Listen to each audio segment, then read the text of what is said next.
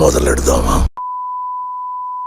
సమర్థుడు నాకేంటి అని ఇంట్లో కూసుతే అసమర్థుడు రాజ్యాలు ఏలుతాడు.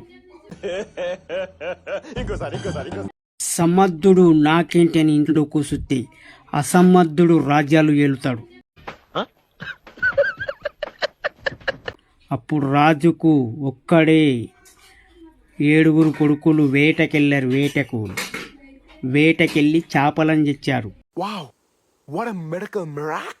అసమర్థుడు ఇంట్లో కూర్చుంటే ఏమి చేయలేడు. అసద్ధుడే రాజ్యాలు ఏలుతాడు. ఇప్పుడు మీరు చెప్తే తెలిసిందండి. ఎక్కడెక్కడో తాగడానికి, దోస్తల తాగడానికి, డ్రింకింగ్ చేయడానికి, సిగరెట్లు ఊదడానికి పెడతాం. అవే పైసలు దేవునికి విరాళంగా చందాదార వేస్తే మీకు పుణ్యం అనేది ఉంటుంది. నీకు బాధ వచ్చినా కష్టం వచ్చినా నాయనా అని పిలువు.